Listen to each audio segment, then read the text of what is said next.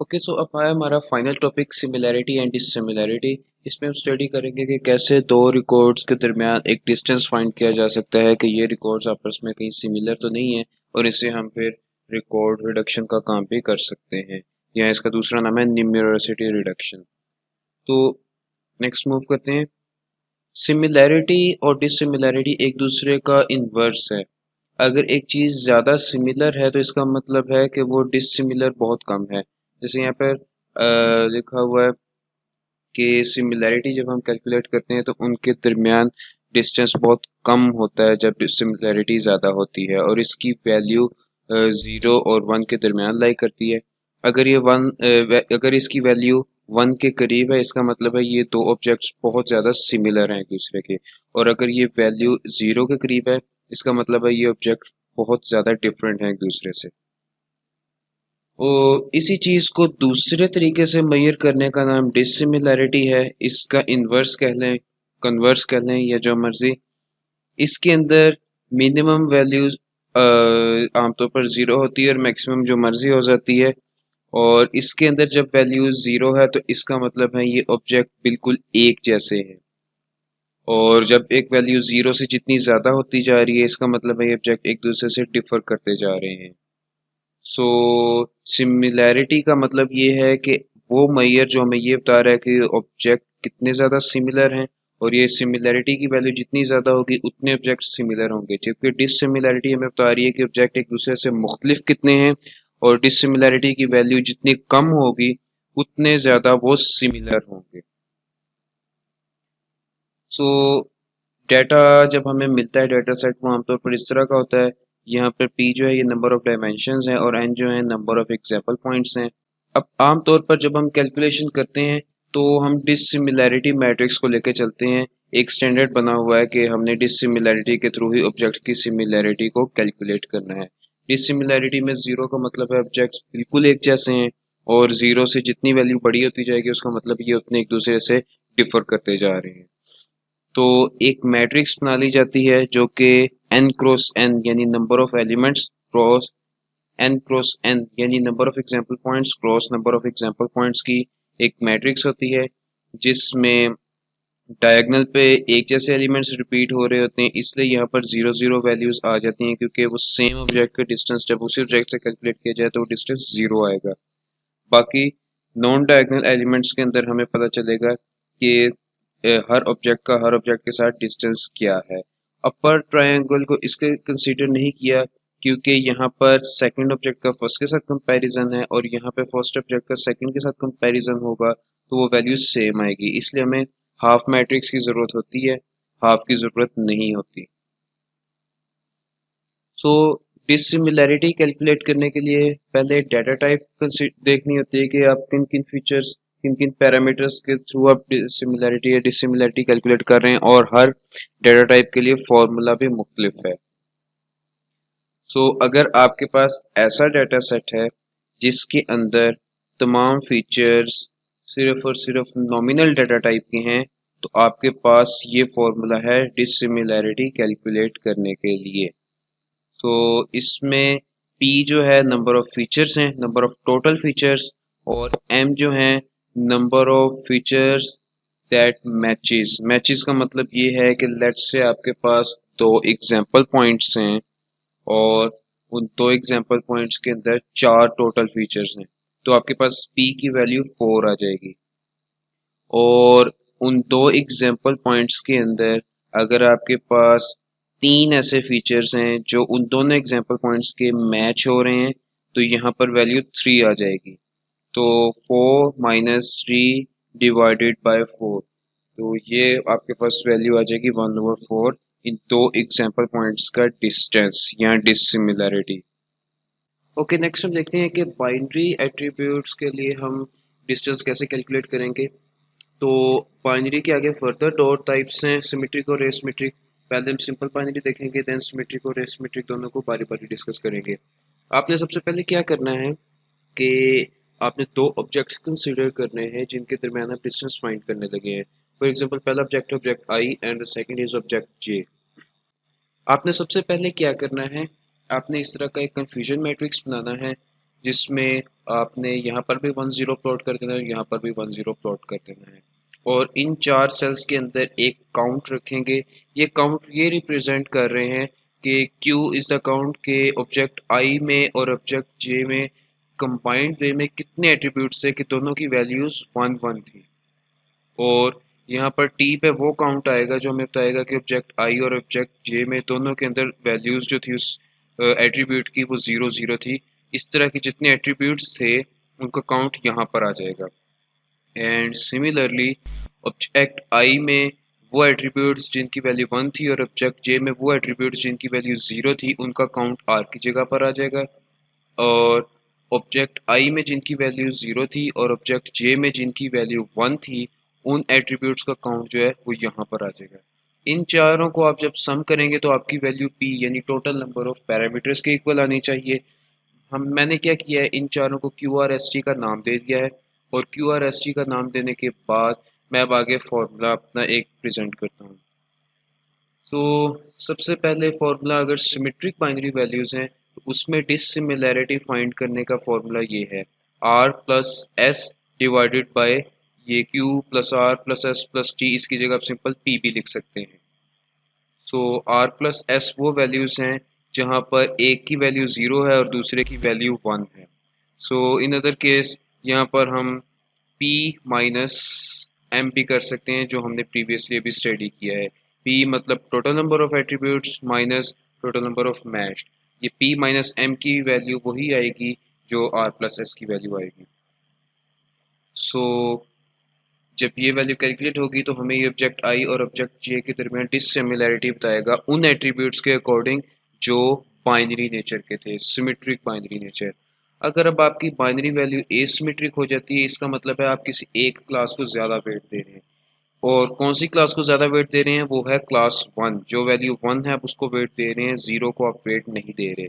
इसीलिए हमने क्या किया है, यहाँ पर नीचे डिनोमिनेटर में Q plus R plus S रखा है। T को हमने नहीं रखा क्योंकि T वो क्लास है जिसको हम इग्नोर कर रहे हैं। T मतलब दोनों 0 0 वैल्यूज़ आ रही हैं, सिमिलर हो रहे हैं लेकिन हमारे लिए वो वैल्यू नहीं रखते।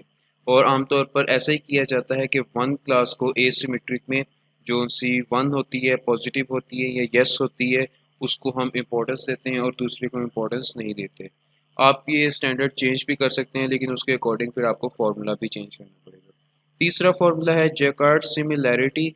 इसमें सिंपली आपने क्या करना है, आपने ऊपर R प्लस एस की जगह Q को रिप्लेस कर देना है, जिसका मतलब है अब इसकी वैल्यू आपको सिमिलैरिटी बता रही है सिमेट्रिक एसिमेट्रिक वे में। तो सिमिलैरिटी आमतौर पर यूज़ नहीं होती लेकिन फिर भी हमने इसका एक फार्मूला ड्राइव कर लिया है। ये बाइनरी एट्रीब्यूट के लिए हमने कैलकुलेट कैसे करनी है इसके आगे हम देखते हैं एक एग्जांपल। ओके, सो ये मेरे पास एक छोटा सा डाटा सेट है जिसके अंदर ये फीचर्स हैं मेरे पास और 3 एग्जांपल पॉइंट्स हैं इसमें। तो जेंडर जो है वो तो सिमेट्रिक है। मैं जेंडर के अलावा बाकी एट्रीब्यूट्स के लिए मैं इसमें सिमिलैरिटी या डिसिमिलैरिटी कैलकुलेट करना चाहता हूँ। तो यहाँ पर गिवन है कि y और p जो है ये 1 है, मींस ये वो क्लास है जिसको हम ज़्यादा वेट देना चाहते हैं और n वो क्लास है जिसको हम वेट नहीं देना चाहते। तो मैं सबसे पहले सिमिलैरिटी कैलकुलेट करूँगा जैक और मैरी के दरमियान। जेंडर का एट्रीब्यूट मैं भी कंसीडर नहीं कर रहा, मैं सिर्फ बाकी के एट्रीब्यूट्स को कंसीडर कर रहा हूँ। सो मैंने इनकी ऑलरेडी कैलकुलेट की हुई है, आप भी इनको क्रॉस चेक कर सकते हैं। सबसे पहले मैंने क्या किया है, यहाँ पर Q आएगा, Q की वैल्यू 2 कैसे आई है, क्योंकि यहाँ पर फेवर भी दोनों का यस यस है, एक 1 ये आ गया, और टेस्ट 1 भी दोनों का PP है, ये भी 1 1 है, तो ये एक 1 ये आ गया। तो दिस 1 प्लस 1 ये 2 बन गया। ओके, और R की वैल्यू के अंदर हम क्या करते हैं, एक क्लास पॉजिटिव हो और दूसरी नेगेटिव हो। ऐसा हमें कहीं पे भी नहीं मिल रहा कि जैक में कोई पॉजिटिव हो और मैरी के अंदर कोई नेगेटिव वैल्यू हो, तो इसलिए इसकी वैल्यू मैंने 0 रख दी। तीसरा है एस। एस में क्या होता है, जैक की वैल्यू कोई एक नेगेटिव हो और मैरी की वैल्यू पॉजिटिव हो। इस तरह का हमें सिर्फ एक मिल रहा है, दिस इज टेस्ट 3, तो यहाँ पर मैं इसकी वैल्यू 1 रख दूँगा। सो ये मेरे पास Q plus R plus S आ गया, इनको मैं सम करूँगा और ऊपर न्यूमरेटर में मेरे पास r प्लस एस आना था। r की वैल्यू 0 थी, s की वैल्यू 1 थी। इनको जब मैंने कैलकुलेट किया तो मेरे पास आंसर ये आ गया। सिमिलरली आप बाकी एग्जांपल्स को भी खुद से सॉल्व कर सकते हैं और अपने आंसर्स को यहाँ से वेरीफाई कर सकते हैं। नेक्स्ट मूव करते हैं न्यूमेरिकल डाटा के दरमियान डिस्टेंस कैलकुलेट करने के लिए।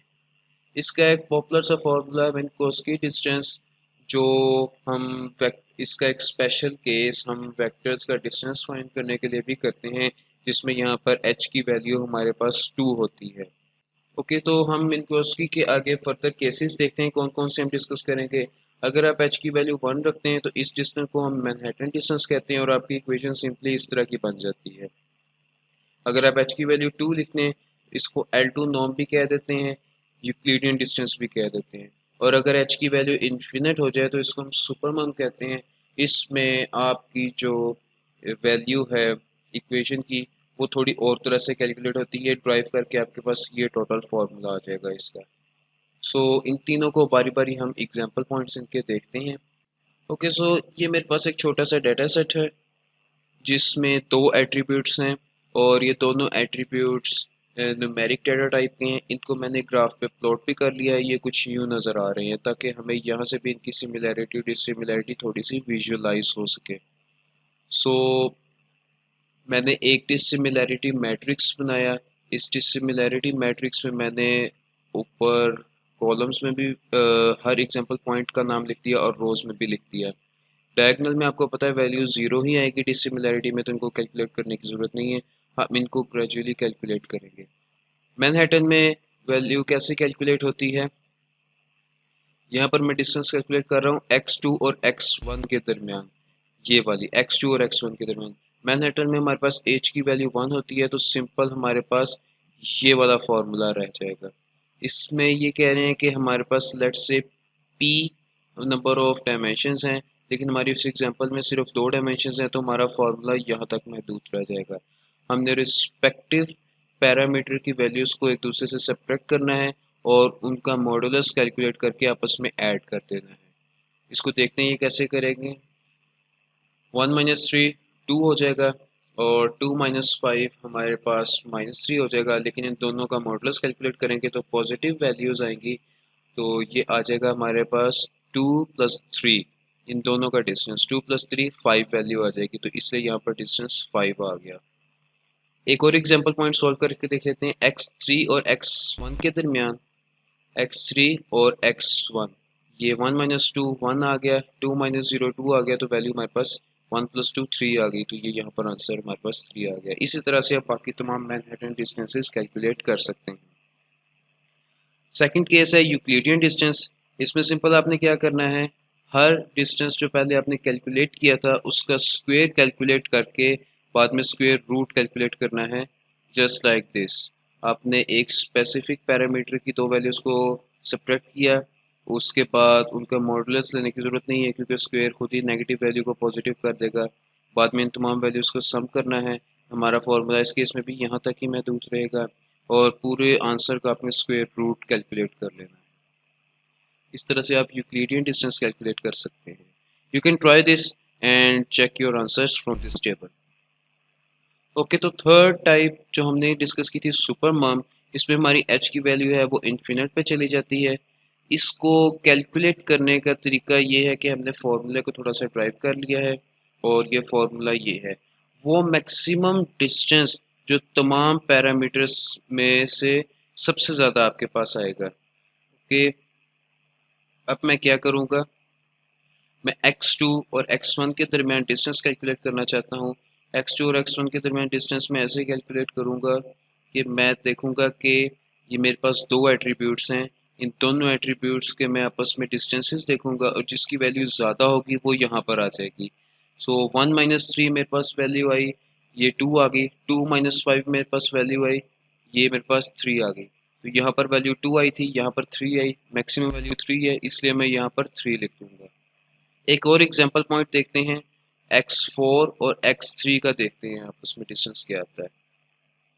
सो x3 एंड x4, 2 माइनस 4 मेरे पास वैल्यू क्या आई 2, 0 माइनस 5 मेरे पास वैल्यू क्या आई 5, तो जो बड़ी वैल्यू है वो है 5, इसलिए यहाँ पर 5 आ जाएगा। जो सर डिस्टेंस बड़ा आएगा सबसे ज़्यादा बड़ा, वो यहाँ पर वैल्यू आपके पास सुपर मार्क में डिस्टेंस आ जाएगा। आप इन तमाम एग्जांपल पॉइंट्स को सॉल्व करके क्रॉस चेक कर सकते हैं अपने आंसर्स को।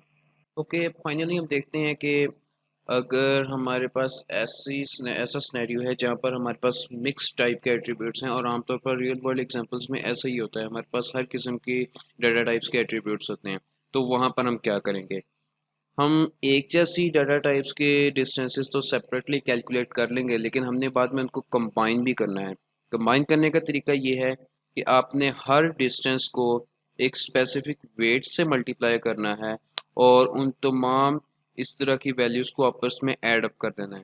तो फॉर एग्जांपल आपने पहले बाइनरी के तमाम वैल्यूज़ के डिस्टेंसेस को कैलकुलेट कर लिया और उसके बाद एक स्पेसिफिक वेट असाइन करके उनको ऐड कर असाइन करके उसके साथ मल्टीप्लाई कर दिया। नेक्स्ट आपने कैलकुलेट कर लिए न्यूमेरिकल वैल्यूज़ के डिस्टेंसेस और उनको भी एक वेट असाइन कर दिया और वेट के साथ मल्टीप्लाई कर दिया। इन दो वैल्यूज़ को आपने ऐड कर दिया और डिवाइड कर देना है अपने टोटल वेट्स जो आपने मैनुअली या किसी कंप्यूटेशन के थ्रू कैलकुलेट किए थे, उनके सम से आपने इसको डिवाइड कर देना है। तो इस तरह से आपकी जो डिस्टेंसेस हैं वो तमाम के तमाम कैलकुलेट हो जाएंगे, आपस में ऐड अप हो जाएंगे और दो रिकॉर्ड्स के दरमियान एक डिस्टेंस की एक वैल्यू आ जाएगी। दूसरा तरीका ये है कि आप हर एट्रीब्यूट का डिस्टेंस सेपरेटली कैलकुलेट करें जैसे इस फॉर्मूला में है, और हर डिस्टेंस को आप अलग अलग वेट असाइन करें और उसके बाद वही टेक्निक अप्लाई करें, उन तमाम weight multiplied by the distance, उन तमाम वैल्यूज़ को ऐड करने और नीचे तमाम वेट्स को ऐड कर दें, इन दो वैल्यूज़ को डिवाइड करें और आपके पास टोटल डिस्टेंस आ जाएगा। नेक्स्ट लास्ट टॉपिक है सिमिलैरिटी एंड डिसिमिलैरिटी का, जो है कोसाइन सिमिलैरिटी। ये आमतौर पर वर्ड्स जहाँ पर यूज़ हो रहे होते हैं, वर्ड काउंट उधर इस्तेमाल होता है, और यहाँ पर हम इस सिमिलैरिटी को कैलकुलेट करेंगे दो डॉक्यूमेंट्स के दरमियान सिमिलैरिटी कितनी है। तो यहाँ पर मेरे पास डाटा कुछ यूँ है, मेरे पास डॉक्यूमेंट्स हैं और आगे उनके वर्ड काउंट्स हैं, हर वर्ड का काउंट अलग अलग है। अब मैं इन वर्ड काउंट की बेस के ऊपर दो डॉक्यूमेंट्स के दरमियान कोसाइन सिमिलैरिटी कैलकुलेट करूँगा। कोसाइन सिमिलैरिटी कैलकुलेट करने के लिए मैं ये पहली दो डॉक्यूमेंट्स को कंसिडर करता हूँ और इनको मैं यहाँ पर ऐसे लिख लेता हूँ। आपने क्या करना है, कोसाइन सिमिलैरिटी का ये फॉर्मूला अप्लाई करना है। इसमें हम तीन टर्मिनोलॉजीज इसमें हम तीन वैल्यूज़ अलग अलग कैलकुलेट करेंगे। सबसे पहले ये d1 डॉट d2, इसका तरीका ये है कि आपने रिस्पेक्टिव वैल्यू को आपस में मल्टीप्लाई करते जाना है और इन तमाम वैल्यूज़ को आपने बाद में ऐड कर देना है, like this 5 into 3 plus 0 into 0 plus 3 into 2 plus 0 into 0 plus 2 into 1 and so on. आपके पास ये रिजल्ट आ जाएगा। नेक्स्ट आपने क्या करना है, आपने D1 और D2 की एब्सोल्यूट वैल्यू कैलकुलेट करनी है, या इसको हम कहते हैं आपने इसका यूनिट वेक्टर कैलकुलेट करना है। तो इसका तरीका ये है कि हर वैल्यू का square 5 square plus 0 square plus 3 square plus 0 square plus 2 square plus 0 square plus 0 square plus 2 square plus 0 square plus 0 square, और इन सबको आपने ऐड कर देना है जैसे यहाँ पर किया गया है। ऐड करने के बाद आपने इस पूरी वैल्यू का स्क्वायर रूट कैलकुलेट कर लेना है और ये आपके पास वैल्यू आ जाएगी। सिमिलरली आपने D2 का कैलकुलेट करना है इसी तरह से ही। जो ये तीन वैल्यूज़ आई हैं इनको आप इस फॉर्मूला में पुट करें और आपके पास कोसाइन सिमिलैरिटी आ जाएगी। इस तरीके से हम उन वैल्यूज़ की सिमिलैरिटी उन रिकॉर्ड्स की सिमिलैरिटी कैलकुलेट करेंगे जिनमें हमारे पास एट्रीब्यूट्स जो हैं वो टेक्स्ट की फॉर्म में हैं। यहाँ पर ये टेक्स्ट की फॉर्म में थे और ये वर्ड्स के काउंट से। अब हमें पता चल रहा है कि डॉक्यूमेंट 1 और डॉक्यूमेंट 2 के अंदर जो सिमिलैरिटी है वो 0.94 है। So that's it.